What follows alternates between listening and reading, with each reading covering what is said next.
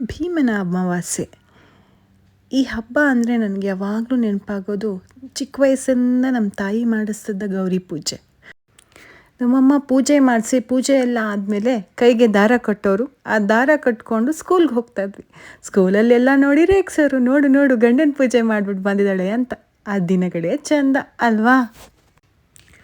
ಸ್ವಲ್ಪ ವರ್ಷ ಪೂಜೆ ಮಾಡ್ತಾ ಮಾಡ್ತಾ ನಮ್ಮ ತಂದೆ ಹೇಳೋಕ್ಕೆ ಶುರು ಮಾಡಿದ್ರು, ಮೋಸ್ಟ್ಲಿ ನಿನ್ನ ಗಂಡ ಈ ಸಲ 10th ಸ್ಟ್ಯಾಂಡರ್ಡ್ ಎಕ್ಸಾಮ್ ಬರೀತಿರ್ಬೋದು, ರಿಸಲ್ಟ್ ಚೆನ್ನಾಗಿ ಬರಲಿ ಅಂತ ಬೇಡ್ಕೊ ಅನ್ನೋರು. ಆಮೇಲೆ 2 ವರ್ಷ ಆದಮೇಲೆ ಹೇಳಿದ್ರು, ಮೋಸ್ಟ್ಲಿ ಈ ಸಲ 2nd PUC ಇರ್ತಾನೆ, ಇಂಜಿನಿಯರಿಂಗ್ ಸೀಟ್ ಸಿಗಲಿ ಅಂತ ಬೇಡ್ಕೊ ಅನ್ನೋರು. ಆಮೇಲೆ ಒಂದು 4 ವರ್ಷ ಬಿಟ್ಟು ಹೇಳಿದ್ರು, ಮೋಸ್ಟ್ಲಿ ನಿನ್ನ ಗಂಡ ಫೈನಲ್ ಇಯರ್ ಇಂಜಿನಿಯರಿಂಗ್ ಇರ್ಬೋದು, ಒಳ್ಳೆ ಕಡೆ ಕ್ಯಾಂಪಸ್ ಸೆಲೆಕ್ಷನ್ ಆಗಲಿ ಅಂತ ಬೇಡ್ಕೊ ಅಂತ. ಆಗಾಗ ನಂಗೆ ಅರ್ಥ ಆಗಿದ್ದು, ನಮಗಿದು ಒಳ್ಳೆ ಗಂಡ ಸಿಗಲಿ ಅಂತ ಮಾಡಿಸ್ತಿರೋ ಪೂಜೆ ಅಂತ. ಅಲ್ಲಿವರೆಗೂ ಅಷ್ಟೇನು ಅರ್ಥ ಆಗಿರಲಿಲ್ಲ, ಬಟ್ ಮಾಡ್ತಾಯಿದ್ವಿ. ಆದರೆ ಕೋಇನ್ಸಿಡೆನ್ಸ್ ಏನು ಗೊತ್ತಾ, ನಮ್ಮಪ್ಪ ಯಾವಾಗ 10th ಸ್ಟ್ಯಾಂಡರ್ಡ್ PUC ಇಂಜಿನಿಯರಿಂಗ್ ಅಂತ ಹೇಳಿದ್ರು, ನನ್ನ ಗಂಡ ಅವಾಗವಾಗ ಅದದೇ ಮಾಡಿರೋದು. ಅದಕ್ಕೆ ನೆನ್ನೆ ಹೇಳ್ತಾ ಇದ್ದೆ, ನಾನು ಅಷ್ಟು ಚೆನ್ನಾಗಿ ಪೂಜೆ ಮಾಡಿರೋದಕ್ಕೆ ನೀನು ಅಷ್ಟು ಚೆನ್ನಾಗಿ ಓದಿರೋದು ಅಂತ. ಆದರೆ ಕ್ರೆಡಿಟ್ ಏನು ಸಿಗಲ್ಲ ಬಿಡಿ, ಯಾಕಂದರೆ ಅವ್ರು ನಾನು ಪೂಜೆ ಮಾಡಿರೋದು ನೋಡಿರೋದಿಲ್ವಲ್ಲ, ಅದಕ್ಕೆ.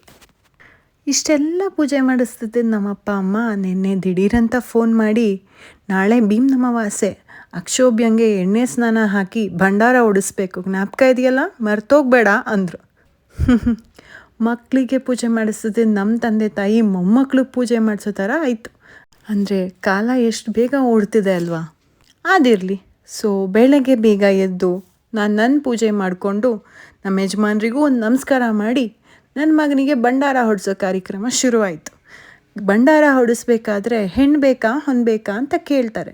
ನನ್ನ ಮಗನಿಗೆ ಕೇಳಿದ್ದಕ್ಕೆ ನನ್ನ ಪುಣ್ಯಕ್ಕೆ ಹೊಂದಬೇಕು ಅಂದ. ಹೆಣ್ಣು ಬೇಕು ಅಂದಿದ್ರೆ ಎಲ್ಲಿಂದ ತಂದ್ಕೊಡ್ಬೇಕಿತ್ತು. ಸದ್ಯ ಒಳ್ಳೇದಾಯಿತು ಅಂದ್ಕೊಂಡೆ. ಎಲ್ಲ ಪೂಜೆ ಆದಮೇಲೆ ನಮ್ಮ ಮಾವ ತುಂಬ ಚೆನ್ನಾಗಿ ಅಡುಗೆ ಮಾಡಿದರು. ಎಲ್ಲರೂ ಕೂತ್ಕೊಂಡು ಆರಾಮಾಗಿ ಊಟ ಮಾಡಿದ್ವಿ. ಸೊ ನಾನು ಚಿಕ್ಕ ವಯಸ್ಸಲ್ಲಿರಬೇಕಾದ್ರೆ ನಮ್ಮಮ್ಮ ಗೌರಿ ಪೂಜೆ ಮಾಡಿಸುವಾಗ ಪೂಜೆ ಎಲ್ಲ ಮಾಡಿಸಿದ್ದಾದ್ಮೇಲೆ ಕೊನೆಗೆ ಒಂದು ಲೈನ್ ಹೇಳ್ಕೊಡೋರು, ಗೌರಿ ಗೌರಿ ಗಾಣ ಗೌರಿ, ಚಿನ್ನದಂಥ ಗಂಡನ ಕೊಡು, ಮುತ್ತಿನಂಥ ಮಕ್ಳನ್ನ ಕೊಡು ಅಂತ. ಅದೇನಂತ ಹೇಳ್ಕೊಟ್ಟು ನನ್ನ ಕೈಲಿ ಹೇಳಿಸ್ತಿದ್ರೋ ಗೊತ್ತಿಲ್ಲ. ಹೇಳ್ತಾ ಹೇಳ್ತಾ ದೇವರು ನನಗೆ ಚಿನ್ನದಂಥ ಗಂಡ ಮತ್ತು ಮುತ್ತಿನಂಥ ಮಗುನೇ ಕೊಟ್ಟಿದ್ದಾನೆ. ಸೊ ವರ ಕೊಟ್ಟಿದ್ದ ದೇವ್ರಿಗೂ ಹೇಳ್ಕೊಟ್ಟಿದ್ದ ಅಪ್ಪ ಅಮ್ಮಂಗೂ ದೊಡ್ಡ ಥ್ಯಾಂಕ್ಸ್. ಒಟ್ಟಿನಲ್ಲಿ ತುಂಬ ಚೆನ್ನಾಗಾಯಿತು ನಮ್ಮನೆ ಈ ವರ್ಷದ ಭೀಮನ ಅಮಾವಾಸ್ಯೆ ಹಬ್ಬ. ಸೊ ಮತ್ತೆ ಸಿಗಣ್ವಾ, ಅಲ್ಲಿವರೆಗೂ ಬಾಯ್ ಬಾಯ್.